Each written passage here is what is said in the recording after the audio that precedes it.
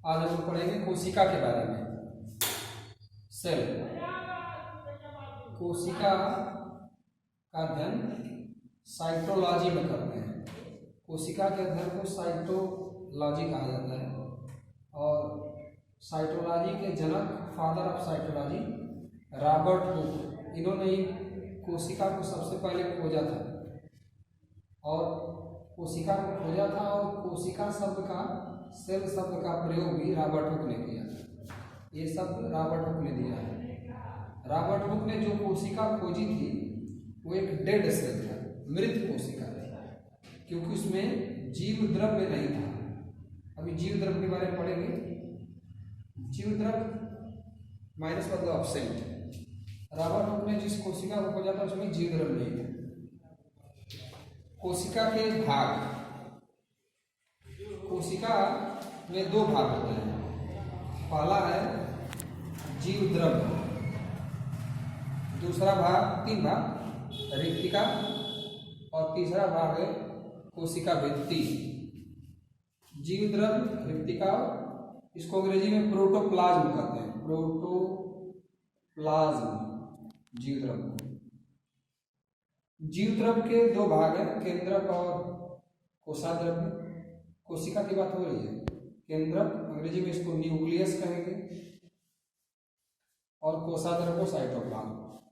केंद्रक में ये कोशिका है, कोशिका का चित्र है, सेल का, और ये न्यूक्लियस है, पूरा न्यूक्लियस। न्यूक्लियस में चार भाग हैं। ये जो न्यूक्लियस की लेयर है, परत, इसको केंद्रक कला कहेंगे, केंद्रक की परत। इसको केंद्रिका कहते हैं, केंद्रिका। न्यूक्लियोलस अंग्रेजी में कहेंगे। और उसके अंदर ये जो द्रव्य है इसको केंद्रक द्रव्य, न्यूक्लियोप्लाज्म कहते हैं।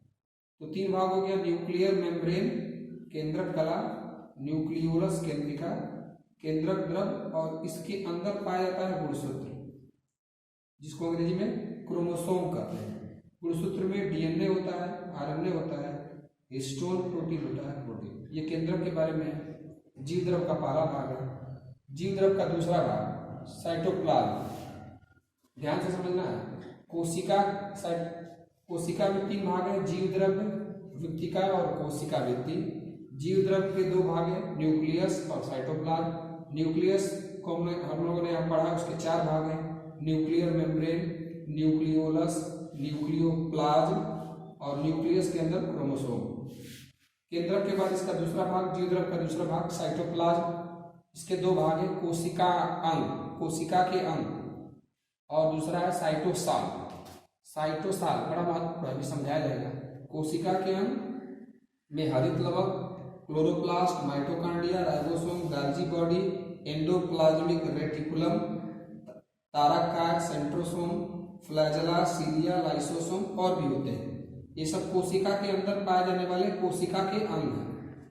और ये साइटोसाल है, इसमें साइटोस्केलेटन और पदार्थ आएंगे। साइटोस्केलेटन में कौन आ जाएगा? Microtubule, microfilament, intermediate filament. ये सब की सब प्रोटीन की बनी होती है, प्रोटीन की बनी होती है। और ये कुछ पदार्थ है जो साइटोसाल में पाए जाते हैं, protein, carbohydrate, water, fats, enzymes, hormone, ये सब। थोड़ा समझते हैं कोशिका के बारे में। यहाँ पे ये मान लीजिए कोशिका का चित्र है। ये न्यूक्लियस हो गया, ये न्यूक्लियोलस हो गया, ये इसको बोलेंगे हम लोग साइटोप्लाज्म। इसको हम लोग बोलेंगे साइटोप्लाज्म। अब यहाँ समझना है, साइटोप्लाज्म में यहाँ दो भाग थे। साइटोप्लाज्म में दो भाग थे। साइटोप्लाज्म में दो भाग, एक साइटोस्केलेटन, साइटोस्केलेटन, और दूसरा है पदार्थ। और एक साथ इसमें एक भाग और कर देते हैं हम लोग, कोशिका के अंग, कोशिका के अंग, कोशिका के अंग। ये तीन भाग हैं। कोशिका के अंग में हरित लवक, जिसको क्लोरोप्लास्ट कहते हैं, mitochondria, Golgi body, ribosome, endoplasmic reticulum, lysosome, cilia, flagella, ये सारे कोशिका के अंग हैं। कोशिका के सारे अंग इसी में होंगे। ये जो पूरा हिस्सा है इसको साइटोप्लाज्म कहेंगे और इसमें कोशिका के ये सारे अंग पाए जाएंगे। इसके अलावा इसी में साइटोस्केलेटन पाया जाएगा। अब साइटोस्केलेटन क्या है? 3 होता है प्रोटीन का बना, माइक्रोट्यूब्यूल, माइक्रोफिलामेंट और इंटरमीडिएट फिलामेंट। इंटरमीडिएट फिलामेंट, ये सब के सब छोटे छोटे ट्यूब जैसी संरचना होती है, नली जैसी संरचना होती है जो प्रोटीन की बनी होती है और ये कोशिका का कंकाल कहलाती है। कोशिका का कंकाल, कोशिका कंकाल कोशिका को सिकुड़ने से बचाता है। ये सारा ट्यूब जैसा संरचना होता है, ऐसे छोटे छोटे ट्यूब होते हैं, नली जैसे संरचना, माइक्रोट्यूब्यूल, माइक्रोफिलामेंट, इंटरमीडिएट फिलामेंट, ये पूरा इस कोशाद्रव्य में होता है और यही सब मिलके साइटोस्केलेटन बनाते हैं जो कोशिका को सिकुड़ने से बचाते हैं। इसके अलावा इसमें साइटोप्लाज्म में ये मिल गया है, इसके अलावा ये सारे कोशिका के अंग मिलेंगे साइटोप्लाज्म में। इसके अलावा protein, carbohydrate, fats, vitamins, minerals, water, hormones, ये सब भी इसी कोशाद्रव्य में पाए जाएंगे साइटोप्लाज्म में। तो साइटोप्लाज्म में क्या क्या चीजें हो गया? कोशिका के अंग साइटोप्लाज्म में मिलेंगे, माइटोकॉन्ड्रिया, क्लोरोप्लास्ट। उसके अलावा इसी कोशिका द्रव्य में साइटोप्लाज्म में माइक्रोट्यूब्यूल, माइक्रोफिलामेंट, इंटरमीडिएट फिलामेंट, ये सारा नली जैसी संरचनाओं से बना होगा जो इस कोशिका को दबने से बचाएगा। और इसके अलावा इसी में ये सारे पदार्थ भी रहते हैं। तो 3 चीजें होती है साइटोप्लाज्म। ये न्यूक्लियस है, इसके बारे में इधर पढ़े थे हम लोग। इसमें न्यूक्लियर मेम्ब्रेन, न्यूक्लियोलस, गुणसूत्र और उसके बाद न्यूक्लियोप्लाज्म, ये सारी चीजें सेल का है। ये वाला जो है ये प्लाज्मा मेम्ब्रेन है। तो हम लोगों ने पढ़ा था कि कोशिका में 3 भाग थे। जीवद्रव्य था, जीवद्रव्य, रिक्तिका और कोशिका भित्ति। तो जीवद्रव्य में क्या क्या आ गया? 2 चीज आ गया, केंद्रक, ध्यान देना है, केंद्रक और कोशाद्रव्य। केंद्रक और कोशाद्रव्य मिलकर जीवद्रव्य बनाएंगे। कोशाद्रव्य में 3 चीज आ गया, कोशाद्रव्य में साइटोप्लाज्म में 3 चीज आ गया, साइटोस्केलेटन, साइटोस्केलेटन आ गया, कोशिका के अंग, कोशिकांग और प्रोटीन, कार्बोहाइड्रेट, फैट्स, ये सब मिलके जीवद्रव्य कहलाएंगे।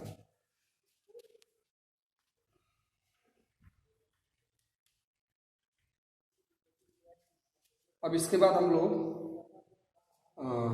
थोड़ा सा इधर प्लाज्मा मेम्ब्रेन के बारे में, रिक्तिका और कोशिका भित्ति। रिक्तिका क्या होती है इसको थोड़ा समझते हैं। किसी कोशिका में केंद्रक के बाद साइटोप्लाज्म होता है और उसमें कुछ वैकेंट खाली स्थान होते हैं, रिक्तिका पाई जाती है, खाली स्थान, रिक्तिकाएं होती हैं। प्लांट के सेल में रिक्तिकाएं ज्यादा होती है और बड़ी बड़ी होती है। एनिमल के सेल में रिक्तिका कम होती है या छोटी छोटी होती है। ये रिक्तिका है।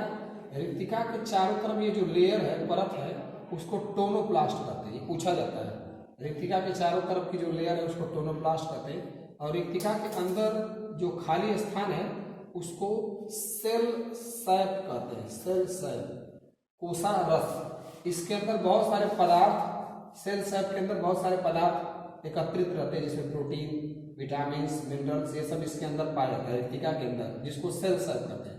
और उसके चारों तरफ जो लेयर होती है उसको टोनोप्लास्ट कहते हैं। प्लांट सेल में ज्यादा मिलता है, एनिमल सेल में कम मिलता है। तो रिक्तिका हो गया। कोशिका भित्ति प्लांट सेल में मिलेगी और बैक्टीरिया के सेल में मिलेगी। ये प्लांट सेल है, ये प्लांट का सेल है, ये न्यूक्लियस है, ये रिक्तिका है, रिक्तिका के चारों तरफ की लेयर है, ये साइटोप्लाज्म है।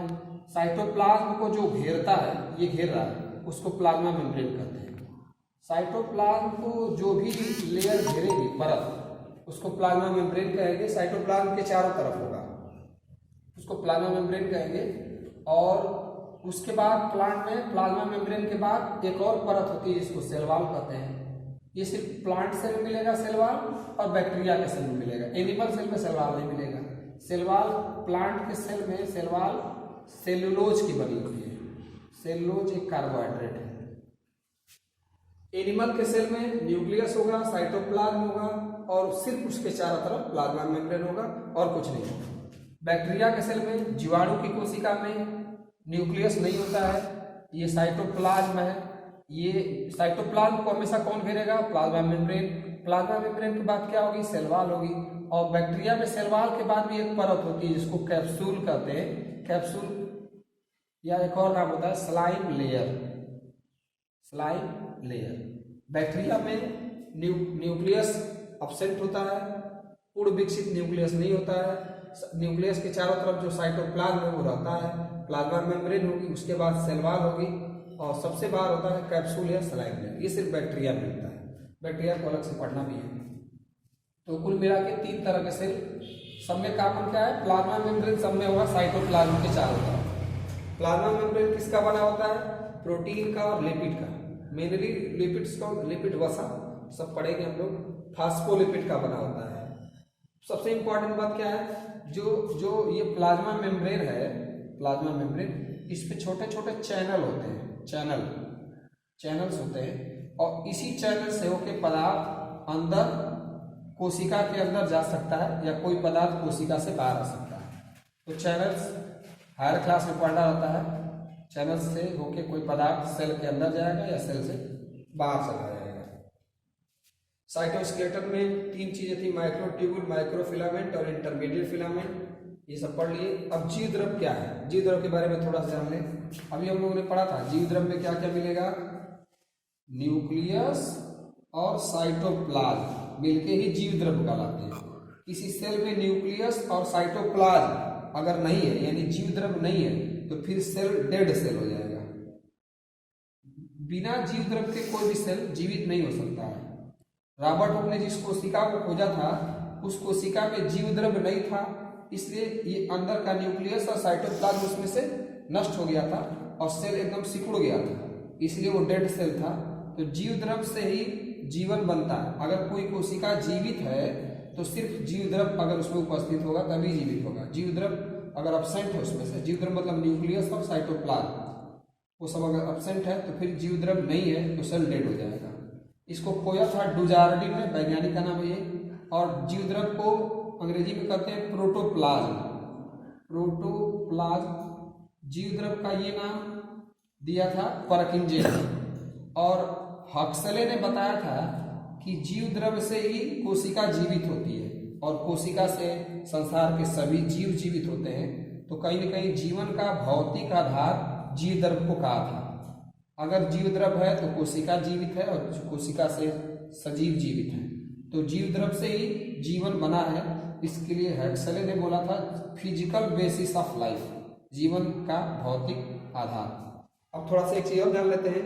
जब कोशिका खोज हुई 1665 में, तो उसके बाद 2 वैज्ञानिक आए 1838 और 39 में, स्लाइडेन और स्वान। स्लाइडेन जो थे ये वनस्पति विज्ञान, बॉटनी के वैज्ञानिक थे। पूछा जाता है ये बॉटनिस्ट थे और ये जूलॉजिस्ट थे। ये पौधे के बारे में खोज करते थे और ये प्राणियों के बारे में खोज करते थे। तो ये जूलॉजी के वैज्ञानिक थे और ये प्लांट के वैज्ञानिक थे। ये जर्मनी के वैज्ञानिक थे और ये ब्रिटिश वैज्ञानिक थे। 2 सवाल इस पे आता है। सेल थ्योरी किसने दिया था? अभी बताता हूँ सेल थ्योरी क्या है। स्लाइडेन और स्वान ने दिया था। कब दिया था? 1838-39 में। ये बॉटनी के वैज्ञानिक थे और ये जूलॉजी के वैज्ञानिक थे। ये जर्मन वैज्ञानिक थे, ये ब्रिटिश वैज्ञानिक थे, ब्रिटिश इंग्लैंड के वैज्ञानिक थे। इन दोनों ने ही बताया था सेल थ्योरी के बारे में। और सेल थ्योरी में क्या था, इधर समझ लेते हैं 2-3 बातें। सेल थ्योरी में क्या था? सेल थ्योरी में 2 बातें। कोई भी जीव मतलब सेल जो है क्या है? यूनिट है जीवन का। यूनिट मतलब किसी भी जीव का निर्माण सेल से ही होता है, इकाई है। और दूसरी बात इन्होंने बताया था कि सेल जो है, सेल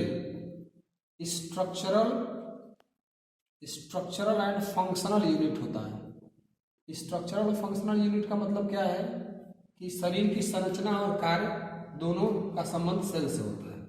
इस सेल थ्योरी में एक कमी थी इस सेल थ्योरी की कमी क्या थी? सेल थ्योरी में ये नहीं बताया गया था कि सेल कहाँ से बनती है, सेल कहाँ से बनती है।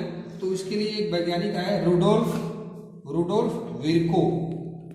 रुडोल्फ विर्को ने बताया, रुडोल्फ विर्को ने क्या बताया? रुडोल्फ विर्को ने ये बताया कि कोई भी सेल जो पहले से मौजूद है, पहले से जो मौजूद है सेल, उसको बोला गया प्री एग्जिस्टिंग सेल।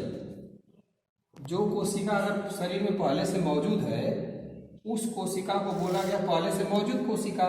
और इसी में जब विभाजन होगा, डिवीजन, सेल का डिवीजन, तो नई कोशिकाएं बन जाएंगी, नई कोशिकाएं बन जाएंगी। तो जो प्री एग्जिस्टिंग सेल है उसी में डिवीजन होता है, तो फिर नए सेल का निर्माण होता है। ये बात किसने बताया? रुडोल्फ विर्को ने। जो सेल थ्योरी की कमी थी, सेल थ्योरी में नहीं बताया गया कि नया सेल कहाँ से आता है, तो सेल थ्योरी में ये संशोधन किया गया रुडोल्फ विर्को के द्वारा कि पहले से जो कोशिकाएं मौजूद होती हैं उनमें विभाजन से ही नई कोशिकाएं बनती हैं। फिर ये बात सेल थ्योरी में जोड़ के मॉडर्न सेल थ्योरी कर दिया गया। यानी पहले जो सेल थ्योरी थी उसको मॉडर्न सेल थ्योरी अब कहा जाने लगा, और उसमें ये तीसरी वाली बात जोड़ दी गई। पहली वाली बात क्या थी कि सेल जो है यूनिट है लाइफ का, सभी जीवों का निर्माण सेल से होता है, और सेल से शरीर की संरचना और कार्य होता है। सेल बनती कहाँ है, आती कहाँ है, उसको रुडोल्फ विर्को ने बताया। स्लाइडर और स्वान ने ये बात नहीं बताया था।